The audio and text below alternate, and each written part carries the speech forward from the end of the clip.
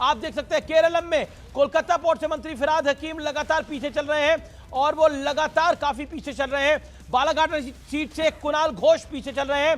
BJP अब 113 पे आती हुई और टीएमसी 112 पे आती हुई, लेकिन कोलकाता प्रेसिडेंसी को भारतीय जनता पार्टी ने उस किले को टीएमसी के फिलहाल पीछे कर दिया है, गिरा दिया है उस किले को, क्योंकि जो कोलकाता के इलाके में जीतता है वही अंत में सरकार बनाता है। ऐसी हमेशा से ट्रेंड रहा है और भारतीय जनता पार्टी जिस तरह से पश्चिम बंगाल के पूरे इलाके में इस समय अपना प्रदर्शन कर रही है। कोलकाता में 11 सीटें हैं और 11 में से 8 पे भारतीय जनता पार्टी, 3 पे टीएमसी, बड़ा सेटबैक है। दार्जिलिंग में सबकी सब सीटों पे भारतीय जनता पार्टी, 114 पे बीजेपी।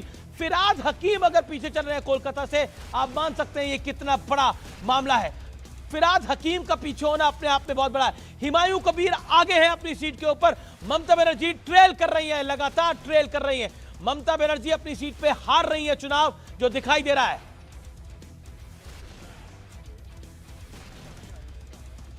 अब देखिए वो तो हम बात अब आप किसको भूत माने कुछ माने, लेकिन बादल देवनाथ थोड़ा परेशान होते हुए दिख रहे हैं। ममता बनर्जी का पीछे होना क्या इंडिकेट नहीं, जब सिर्फ एक पोस्टल बैलेट है और बाद में जो ईवीएम में खोलने दीजिए, कुछ इलाका है जहां पर भाजपा के समर्थक तो है, कुछ वार्ड, कुछ अंचल, लेकिन कोलकाता में साउथ कलकत्ता, नॉर्थ का टोटल 11 सीट है और 11 सीट में 11 सीट ही टीएमसी जीतेगा। और दूसरा बात है, मैं अभी भी सोच रहा हूँ जो पुरुलिया, बांकुड़ा, पश्चिम मेदिनीपुर, ये सब झारग्राम क्यों नहीं खोल रहा है, इन लोग के क्यों नहीं दिखा रहा है? केरलम में बड़ा अपडेट। केरलम में 66 पे यूडीएफ, एलडीए 64 पे विवेक। केरलम में क्या हो रहा है? क्या आपको लगता है कि 10 साल बाद भी अगर पिनारी विजयन अपनी सरकार बचाने में कामयाब रहते हैं, या फिर जिस तरह का वो कंटेस्ट दे रहे हैं, कांग्रेस को फंसा दिया है यहाँ पर? सर, जैसा कि हमारे पॉलिटिकल सीनियर मणिशंकर अय्यर साहब ने भी बोला था, lot of hard work has been done in the last 10 years, lot of hard work, और वो ग्राउंड लेवल पे रिफ्लेक्ट कर रहा है। और पहले 5 साल पे हम लोग अदला बदली करते थे। ये सेटबैक है कांग्रेस के लिए बड़ा, जिस तरह से हाल हो रहा है कांग्रेस का आसाम से लेकर केरलम में और बंगाल में। Very big setback for the Congress and unfortunately so it is the grand old party. 1 second, TV के थलपति विजय की 30, 55 पर डीएमके, एआईडीएमके 21 पे रुका हुआ है, जो नंबर हमें दिखाई दे रहे हैं। मणिशंकर अय्यर, तमिलनाडु के बारे में आप क्या कहना चाहते हैं? थलपति विजय नाम का फैक्टर नुकसान कर रहा है? बिल्कुल नहीं, पर सीटें आ रही हैं।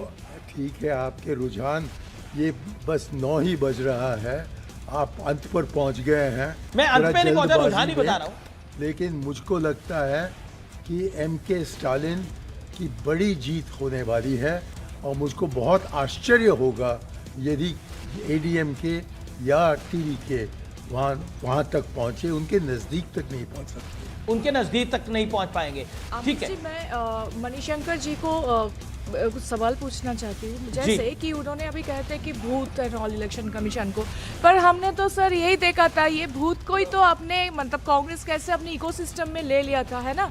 जैसे एमएस गिल, उनको राज्यसभा की एमपी बनाया गया था और उसके बाद youth affairs and sports minister आपने बना दिया था कांग्रेस ने। फिर हमने देखा टीएन सेशन, जिनको इलेक्टोरल रिफॉर्मेशन के लिए वो माहिर थे, उनको भी अपने लोकसभा की टिकट दे दी। तो सर हम क्या ये सोच ले कि कांग्रेस की राज्य मतलब कांग्रेस उस टाइम पे गवर्नमेंट में थे, सरकार कांग्रेस की थी, बिल्कुल आप तो इसीलिए क्या कांग्रेस उस टाइम पे कंट्रोल में रखा था? छोटा मणिशंकर अय्यर, कुछ आप क्या जवाब देना चाहते हैं? माफ कीजिए, मेरे कान में मेरा मशीन है और उस तरफ से जो बोलते हैं वो कान में नहीं पड़ता है, तो संक्षिप्त में आप